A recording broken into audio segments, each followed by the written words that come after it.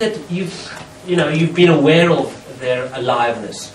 I don't know, maybe Gandhi, or a great politician. I don't think there are too many of those. But or somebody, some kind of potentially a spiritual figure, or somebody that is you hold in high esteem, and that you know to have a certain amount of wisdom and enlightenment or awareness.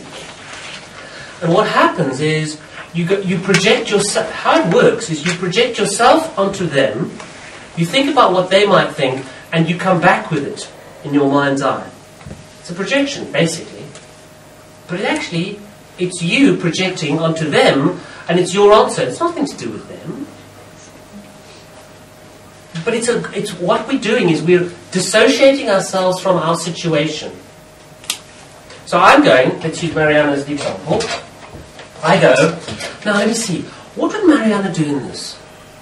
What I'm doing is I'm thinking about how she would perceive the situation. I am now not in my situation anymore. And then I go, oh, well, she'd probably go blah, blah, blah, blah, blah. Okay, that's interesting. Then she'd probably go blah, blah. Okay, right. That's a good idea.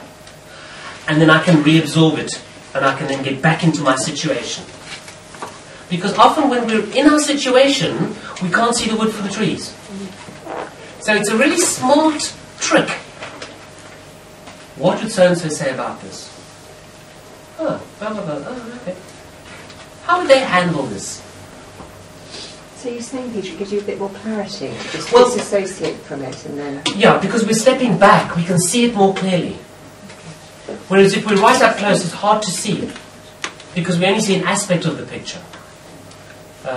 So it's just a trick, really. And it's a form of dissociating out of the situation. And the moment we worked it out, we step right back into it. There's nothing weird or anything. It's not like, oh, well, I'm getting in touch with the spiritual Mariana. There's none of that nonsense. It's just I'm now connecting to an idea that's outside of myself. Because do I have an idea about Mariana? Of course. We all have ideas about different people. And we're connecting to that our idea, and it happens to be outside of where we are right now. Yeah? Mm-hmm. Maybe right along. Of course, this is always a useful thing. Discuss it with another person. But there's some warnings. Warning number 1. If they only have one point of view, don't listen. That's the one thing. So never listen to someone that only has one point of view. It's not worth it. Because often what happens is their point of view is your point of view. No point in that. The reason why you went to that person in the first place, the reason you went to that is because you wanted more than your point of view. You wanted more information. Okay?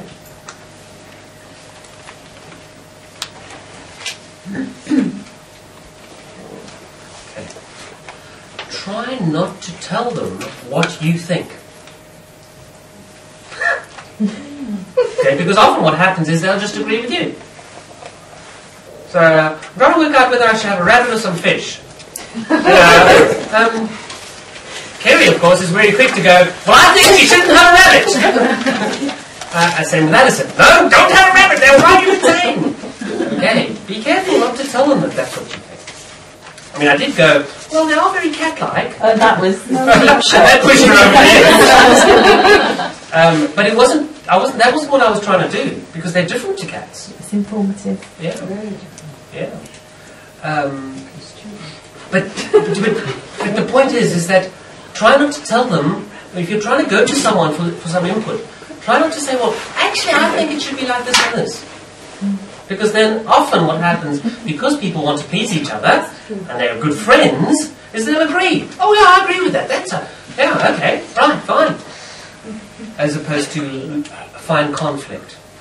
So try and not say how it is. And often they'll say, well, what do you think?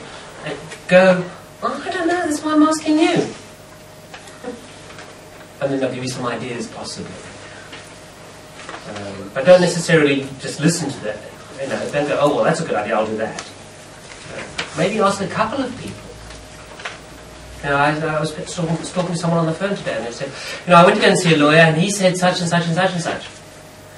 But it doesn't sit right with me. I said, well, if I was in your position, you know what I'd do?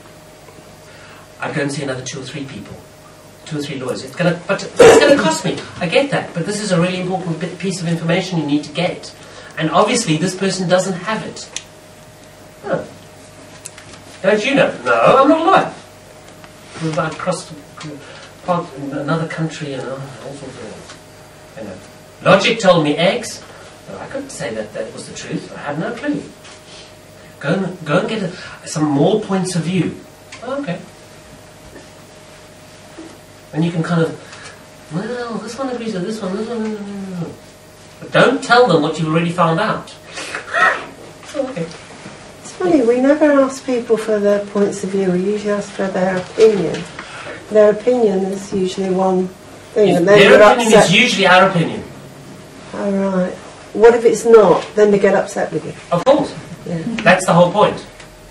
That's why we don't listen to the person if their point of view is only one point of view, and it's the same as yours. There's no point. If we really want to work something out, the way forward is not just to agree. I know how many people have been in this room, who are in this room, who've seen me, and I've gone, well, I don't know how that's, you know. We've got this point of view, this point of view, this point of view. Well, you know, let's have half a dozen. And people look at me and go, that's not why I'm here. I want you to agree with me. I suppose you want to just, you don't want your friends to feel as indecisive as you. You just want to tell them what to do so you can then worry about your indecision and relieve them. But it doesn't, does it? Because then they just probably think you're just telling them how to live their life. Yeah. And it'll be quite irritating. Yeah. So, but often people start off coming, well, Peter will just tell me what to do. He never does. And he gives a whole bunch of options. Okay. Sometimes what happens is we think we need more information. Gather. Have I got enough information? Yeah. Okay. And that's it's an immediate response. It's a bit like flipping the coin. Yeah. Oh yeah, no, actually, I think I have got enough information. Then the question is, so what's stopping me?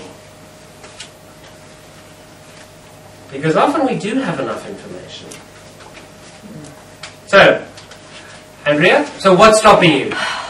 No, what is stopping me going and buy the fish? Because I've just sat here thinking, right, it's fish then. I thought, oh God, I'm going to go and buy some fish now. And I've actually got to do it because I've told everyone about it. But not even just that, because I want to do it, but that's a difficult step then for me. I mean, something so trivial. And part of the reason is because you probably don't have enough information about fish. Yeah, maybe. He's like, oh yeah, fish are nice. Yeah, and someone else keeps them. I've seen them. They're in his bathroom. You know, they stay alive, so must be alright. I suppose the other thing is that you never know, even more serious decisions, Sure. you never know really how it's going to feel, do you? Once you've actually made that decision, there is a bit of risk, isn't there? There's always a bit of With risk. everything. It has to be. That's where the courage comes in. There's always a bit of risk. But what you can do is gather as much information as possible. And when you're dealing with gathering information, you speak to a friendly. So, you know, for example, fish, I'd say, well, go and speak to, you know, somebody that knows what they're doing with fish. Because hot water fish, warm water fish are more complex than cold water fish. Oh, you can just bung them in. But, yeah, there's things to know. Am I going to kill them? Don't worry, usually you kill a few. That's another lecture, isn't it? That's very black and white. I mean, I think I tend to go to people who I think might agree with me. Yes. For my decisions. Yes. You know, so I'm not going to search out somebody who's going to disagree with me. So I will go to a friendly information source that I think possibly, I'm only being honest about who I would tend to turn to. The difference is, if we're going to a person that we're looking for agreement from, what we're actually doing is we're not looking for them to agree with us, we're looking for them to support us. It's a different thing. You know, we're not looking to work it out. We're actually looking for support. So we're looking for someone to get behind us on our decision, which is absolutely fine.